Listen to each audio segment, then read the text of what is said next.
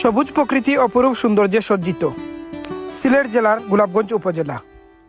গোলাপগঞ্জ উপজেলাকে পরিবেষ্টিত করে রেখেছে এবং প্রাকৃতিকভাবে অপরূপ সৌন্দর্য দান করেছে কুশিয়ারা এবং সুরমা নদী, আরও ছোট বড় অনেক হাওর এবং ছোট বড় টিলাগুলোর সৌন্দর্য অপরিসীম।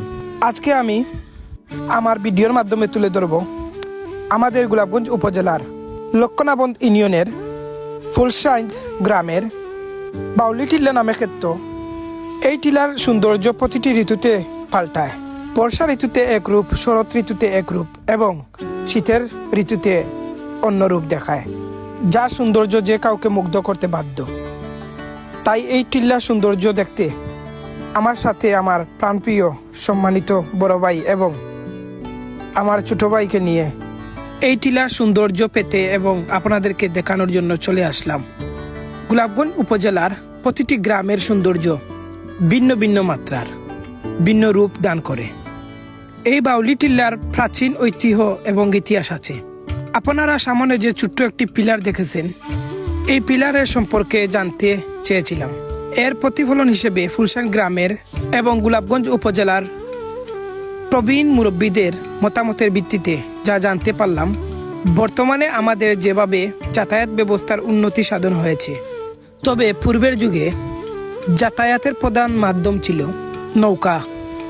বাংলাদেশ নদীমাতৃক দেশ হওয়ার কারণে নদীর মাধ্যমে পানির মধ্যে পলি মিশ্রিত হয়ে আমাদের এলাকাগুলো অনেক উঁচু হয়ে গিয়েছে। তাই দিন দিন নৌকার ব্যবহার কমে আসছে। আমি আপনাদেরকে যে কথাটি বলতে চেয়েছিলাম সেটি হলো, তখনকার সময় রাত্রিবেলা এই ফিলারে আলোকবাতি জ্বালানো হতো, যাতে করে এই ফিলারের নিশানা হিসাবে ব্যবহার করা হতো। ফেঞ্চুগঞ্জ উপজেলা থেকে গোলাপগঞ্জ উপজেলার যাতায়াতের প্রধান মাধ্যম ছিল এই টিলা অনুসরণ করে। একটি বিষয় আপনাদেরও ভালো লাগবে, এই টিলার পশ্চিম উত্তর পার্শ্বে ফুলসাইন্দ গ্রামের যুবক এবং কিশোরদের দলবদ্ধ হয়ে খেলাটা। একটু কষ্ট করে সবাই আমার বিউটিফুল কান্ট্রি এই পেজটিতে লাইক এবং ফলো দিয়ে রাখবেন, যাতে করে আমাদের গোলাপগঞ্জ উপজেলার তথা সিলেট জেলার সৌন্দর্যকে তুলে ধরতে পারি।